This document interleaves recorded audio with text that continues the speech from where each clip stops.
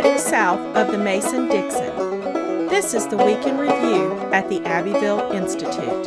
Here is your host, Brian McClanahan. Welcome back to the Week in Review at the Abbeville Institute. This is your host, Brian McClanahan, and this is episode 224, covering the week of July 20th through July 24th, 2020. Glad to have you back on the program. Very glad to be here. Don't forget to follow us on Twitter at Abbeville Institute, like our Facebook page at Abbeville Institute, and subscribe to our YouTube page at Abbeville Institute. You can find all those social media accounts at our webpage, abbevilleinstitute.org. That's A-B-B-E-V-I-L-L-E, institute.org. While you're there, give us an email address. We'll give you a free ebook exploring the Southern tradition. It's a great book written by 20 Abbeville Institute scholars, and our gift to you simply for giving us an email address, and you'll get our daily dose of Dixie Monday through Friday. It's a great way to keep up with the Institute. Another great way to keep up with the Institute is downloading our free mobile application. Just go to your app store, wherever you get your apps, search for Abbeville Institute, click on it, download it, and you've got it. It's your mobile access to our podcast, our lectures, and of course, you can access the website there as well. Remember that we exist on your generous contributions alone, so if you like what we do, if you like everything the Abbeville Institute has to offer, consider a tax-deductible donation to the full extent of the law. Just go to abbevilleinstitute.org, click on that support tab. You'll see donor options. Click on that, and it'll take you out to our new interface for this. It's a great way to donate. You can donate monthly, annually, or a one-time gift. And of course, it does help us do everything we want to do and to keep up our fight to explore what is true and valuable in the Southern tradition. You can also get your Abbeville Institute apparel there. Just click on that shop tab on that support. And of course, it'll take you out to our web store. You can get high-quality embroidered stuff. So if you want to advertise the Institute with a hat or a shirt, just click on that shop tab. It'll take you out there and you can get that. You can also support the Institute by clicking on that Amazon button at the top of the page on the web page. When you shop at Amazon, you give us a few pennies. And of course, that adds up over time. So if you shop at Amazon, which everybody typically does, you can support the Institute indirectly. All kinds of great ways to support what we do. Of course, always rate the podcast, share our material on social media, do everything you can to let people know you support what we do. All right. I want to open this particular podcast with a quote from an email we received from someone who doesn't like what we do. It has to do with an article we published this week, Legend and Lies of the Gettysburg Address, or Legend and Lies at Gettysburg, I should say. And the writer, whose name is Dave, says this, quote, "Christopher Kirk is a moron like all liberal Democrats. He clearly knows nothing about history. Lincoln was invited to speak at the new National Cemetery in Gettysburg in November of 1863 to dedicate it to all the poor souls who died in this great battle. He was not to there go talk about slavery or equality or anything else." That's directly what he said. "Just to say a few appropriate words to dedicate the cemetery. At the end of the war, he freed the slaves, which cost him his life. You idiots need to read about history before you write your ridiculous articles. Dave, Trump 2020. So Dave doesn't like this because, number one, Lincoln freed the slaves, which cost him his life. You can't make up this kind of stupidity, but this is the kind of stuff we get in emails from people who don't like what we do. First of all, Christopher Kirk is now just a liberal Democrat because he had some negative things to say about Abraham Lincoln. This is the problem with the neoconservatives. Abraham Lincoln is really the issue in everything we're talking about in America today.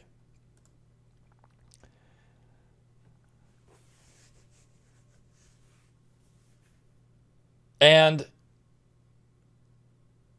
that is why it's important to write articles which refute the Lincoln myth. So Dave thinks that it's essential to remind us that Lincoln didn't free any slaves. The 13th Amendment, which freed slaves, was not ratified until 8 months after Lincoln was pushing up daisies. And so the Emancipation Proclamation, which we have documented here on our website, articles, podcasts, lectures, didn't free one slave in Union-occupied territory. In fact, slaves were put back to work as slaves by the Union Army. So it's amazing how the Lincoln myth is something that just keeps steamrolling into the 21st century when it is so highly problematic. Of course, a couple of weeks ago, we had a piece by Tom DiLorenzo on his new book, The Problem with Abraham Lincoln. Great book. You should go out and get it. It's fantastic. I would highly recommend it. But this is why we publish the material we publish. And of course, this week we've got some really controversial stuff because we have an article on black Confederates. Now, Kevin Levine has a book out where he says that no black Confederates existed. None, zero. I've done all this research, zero. Of course, if there's one, that means there were black Confederates. If there's just one. Now, I think that claims by people over time have been exaggerated, but what he's doing is building a straw man and then knocking it down, because most people don't claim there were thousands and thousands of black Confederates out there that were full-time soldiers. What the claim that has been made is there was a substantial number of blacks who did support the war effort in various ways, and some did take up arms. And in this particular article, we have evidence of at least a handful or so of black Confederate sharpshooters, and these accounts are taken from Union sources, not Confederate sources, remarking that there are black guys out there shooting at them.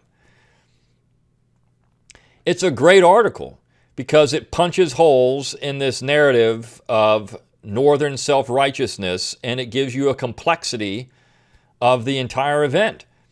Was the South an egalitarian society? Absolutely not. Did the South believe in slavery? Absolutely. But were there instances where blacks had a different role in Southern society? Absolutely as well.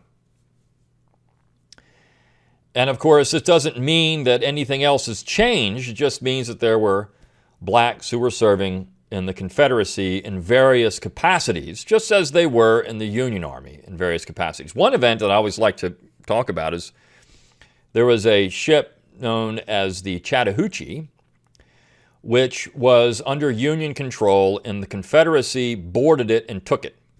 The first guy shot and killed was a black Confederate who boarded the ship first and was shot dead by the Union. But there were no black Confederates. Well, I mean, we've got at least a handful, so that's some, right? I talked about in one of my own podcasts, my own show, some of the other individuals like Horace King, who I think it would be a stretch to say he's a black Confederate because he said later on he didn't support the war, but certainly he made a lot of money on the Confederate government. He helped supply the lumber which built the CSS Jackson and sued the state of Alabama for pay after the war was over and won, based on the contract that he was given. So he was indirectly supporting the Confederacy. You could say he had to, because he's living in Alabama. If he didn't, but he was a free man of color who supported the Confederacy indirectly. So we have this all over the place. I mean, there's a complexity of the war, and it was said that, look, the home front couldn't have continued without black Southerners participating in it. They could have all put down their tools and said, we're not doing a thing, and we're leaving. And who's going to stop them? Now, I know there were home guards and other things, but if large numbers of them did this, there would have been nothing to stop them unless the entire army went home, which was Lincoln's desire in issuing the Emancipation Proclamation. That was the point. In fact, the original drafts essentially encouraged slave insurrections, which Northerners said would have been barbaric. And it would have been barbaric. But that's the point of the Emancipation Proclamation, to encourage slave insurrection and slave insubordination, which in some cases, of course, did happen. Not insurrection, but certainly insubordination. And as the Union Army went through areas, slaves naturally believed that they were free and then put down their tools and followed the Union Army around, and of course, in at least one instance, were drowned in a river because they pulled up the bridges and all the slaves got left in the river and died. So, I mean, these magnanimous Union soldiers just should be applauded for all of their racial egalitarianism. Now, the other articles we had for the week, of course, let's talk about this Christopher Kirk article on the Gettysburg Address. Now, we've had some people, I mean, look, I get people commenting, well, there's a typo in the article, or, well, I can't share this around because he's using words that I don't think he understands. The article's sound about what he says about Lincoln and Gettysburg and the point of, or what at least what the Gettysburg Address has come to mean. Now, we have these videos we're working on in the background, and that we hope to have them out in not too long of the future, not too far off in the future. And one of them is done by yours truly, where I talk about the Gettysburg Address in a way that is very critical of it. Now, it's a direct response to a PragerU video on the same topic. But regardless, we have this article on the Gettysburg Address and what it means and what it meant. And of course, Kirk is spot on. I mean, the problem with the Gettysburg Address is that it really meant nothing. Lincoln himself even said it meant nothing. And the press at the time called it a dishwatery utterance. They thought it was garbage. Now, Everett's speech, which preceded Lincoln, was much more scholarly.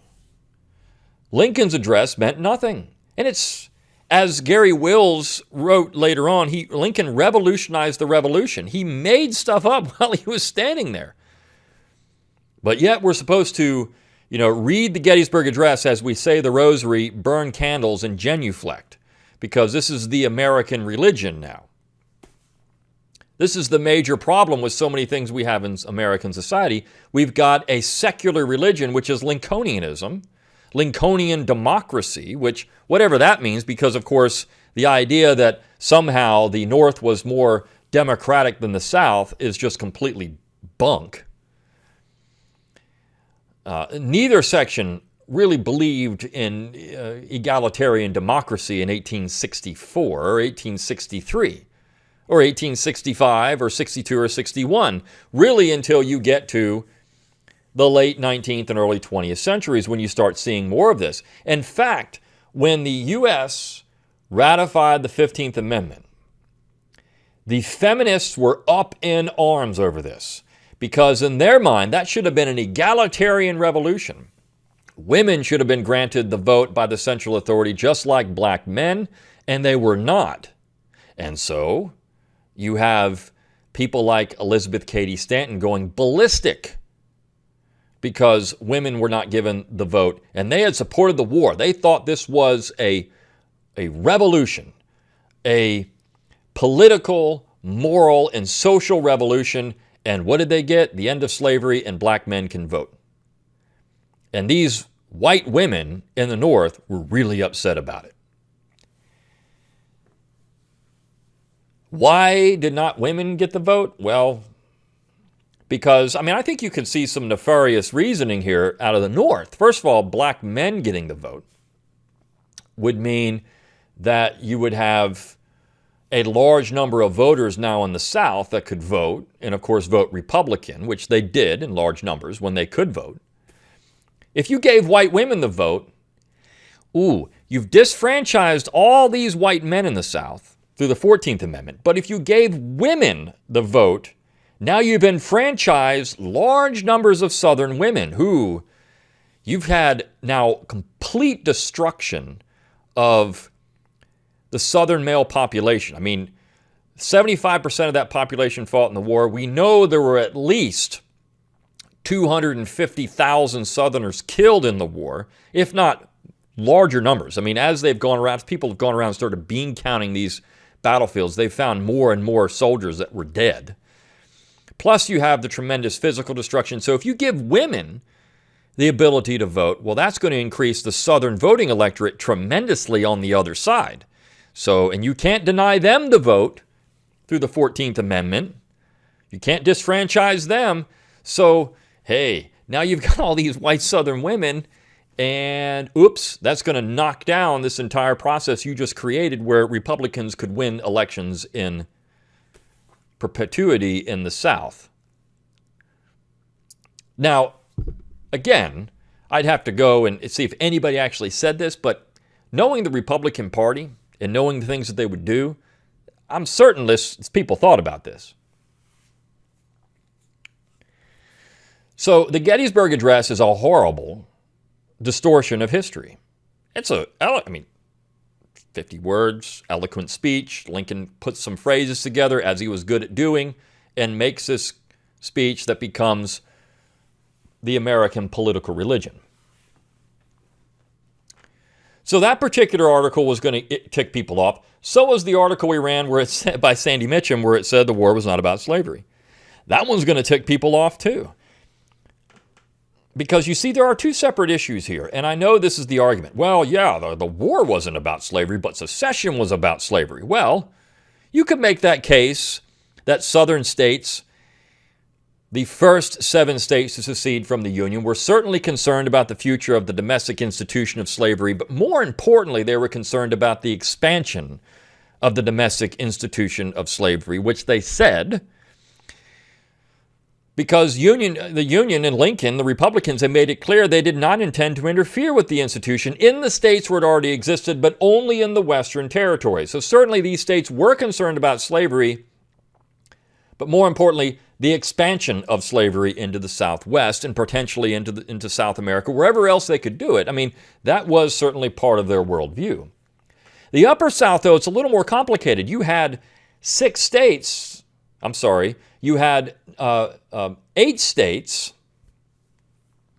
that were slave states in 1861, still in the Union as late as March of 1861. 8 slave states.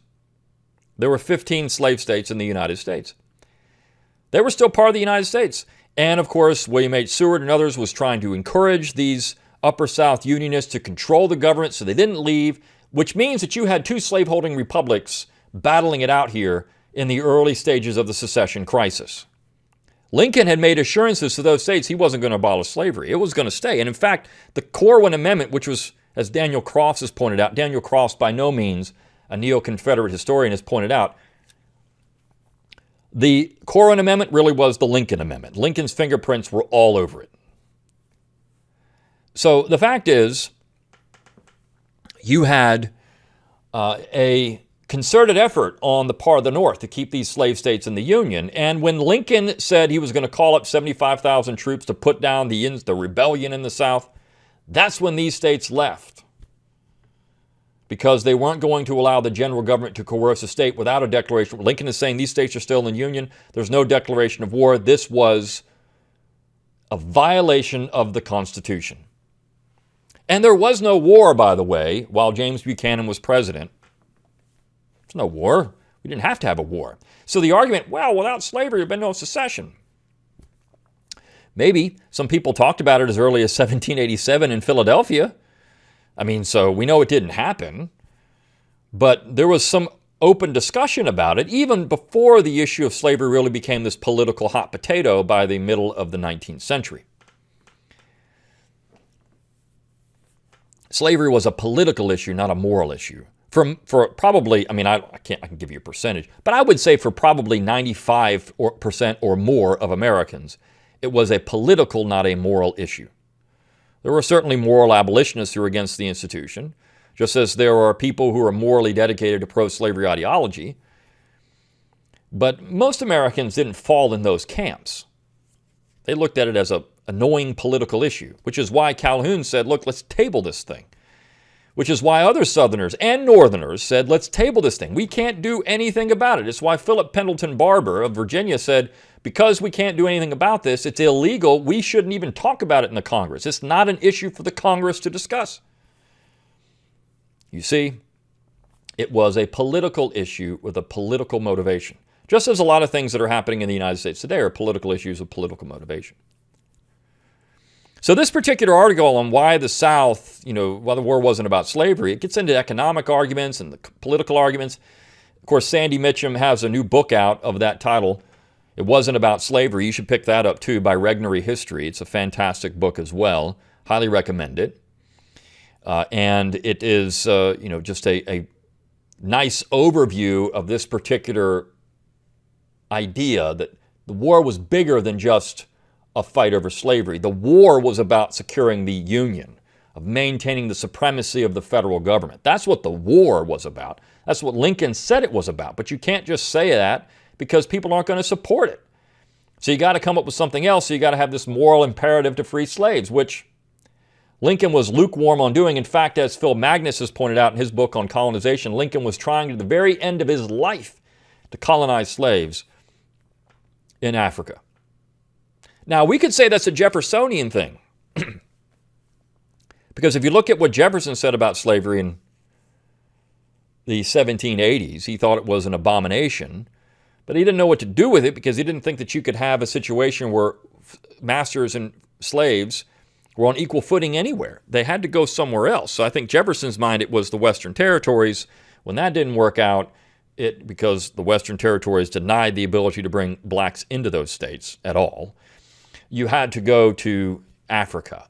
But that was, Lincoln's plan.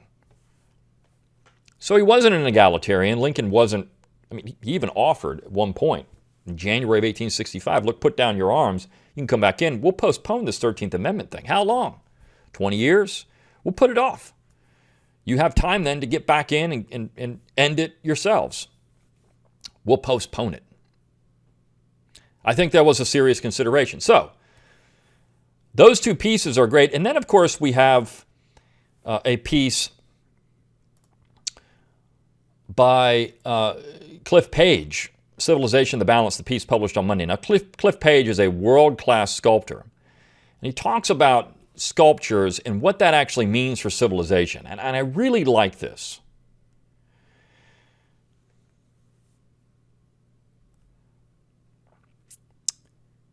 He says at the end, when the masses caught in the mire attempt to pull down and destroy the creative genius of these rare masters in ignorance and stupidity, to cut down the lives of this rabble would not affect life on earth one iota, nor did any of these scoundrels be missed for long. Artistic masterpieces of all kinds is great and cherished because it achieves what man strives for, immortality, the ability to transcend time through beauty. When fools attack these creative symbols of immortality, deeper knowledge, and sublime understanding, they only send a message of their own desperate impotence and incompetence and prove their lineage to the primordial world of the jungle. Their vision is in the paths of sweltering, fetid swamps and bogs where man first climbed onto land, clawing his way through the stinking ooze. Such men are the flotsam in despair and the rubble of disgust. Their lives are mere grains of sand beneath Mount Olympus, countless and indistinguishable. Their significance is bleached by the tides of time lapping at the shore of their value to mankind. They're just a reminder of history's dark ages. They stand frustrated in their inability to create, and in their helplessness they only know how to destroy. Their only hope is that someone will cheer on their collective childish cries and screams and honor them with some kind of participation trophy at the end of their raging 15 minutes of infamy. Today, humanity, Western civilization on the one hand, and anarchy and hate on the other are in the balance. His case is that, look, these statues are the beauty of Western civilization. He says it is the very few that can create mortal works of art, music, prose, and poetry, invention, and other great feats of imagination, science, and engineering to pull these masses up to a higher level. These are the gifts, these are divinely inspired gifts from people that they have. And so because very few people have them, to tear them down shows the mass, the rabble of society. These people they don't understand what they're doing, but they're tearing down Western civilization, which is the very essence of art.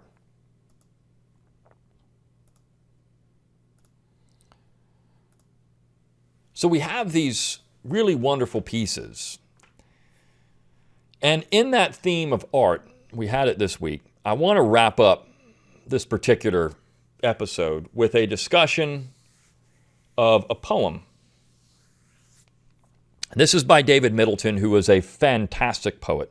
Again, a genius, an artistic genius, someone who has a gift that most people don't have, and that is to put pen to paper and give beautiful visions of humanity. Poetry really is an art.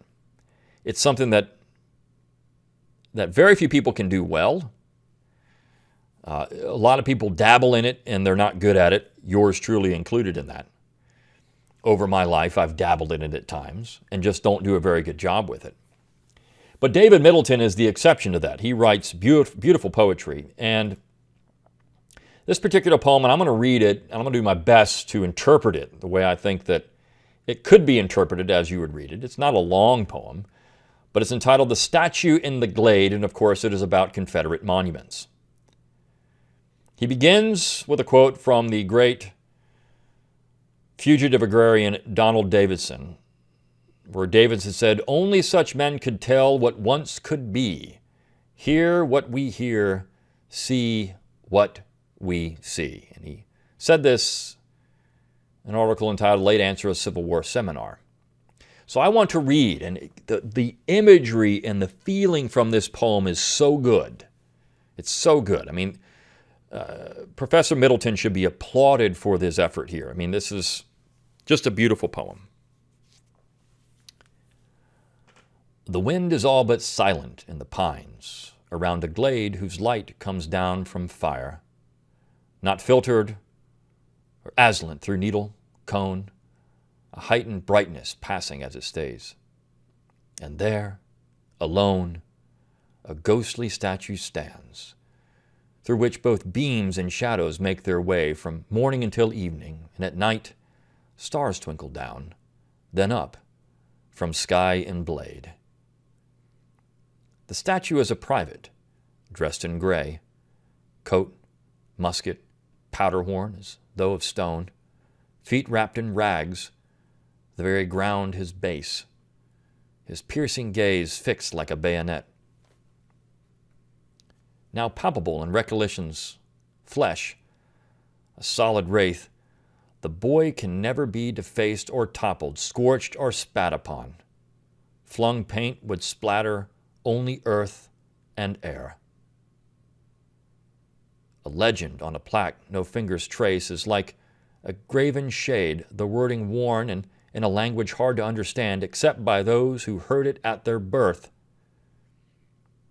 Beside this hidden glade the woods are still, the trees the last of old-growth long-leaf pine. Their birds, those birds that winter in the south or stay year-round in this their native place. Rare pinewood sparrows perched on topmost limbs where quiet and a breeze bring them to sing. Pine warblers sending down their liquid trills, nuthatches who will never leave their trees. Who shaped a statue made of words and air? What story does its silence have to tell? Who now can speak the long-forgotten tongue? Who passes through a woodland's public square? The soldier knows humility, defeat, complexities of history and its myths, given to inwardness while others judge him guilty, who will never judge themselves. He did his duty, held the line, and saw that his condition in this state of man, it's ye shall be as gods, the fatal choice that all men make, and thus should understand. Those boys who charged up Cemetery Ridge then fell back with their chests toward Yankee fire, so not to be thought cowards shot from behind, picked off by repeaters on the crest. And one slain there no bullet now tears through, a marble specter in and out of time, who gave his country all he had to give.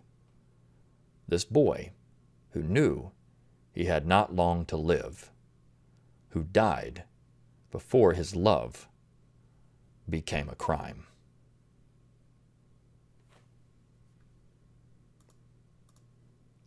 Until next time, good day.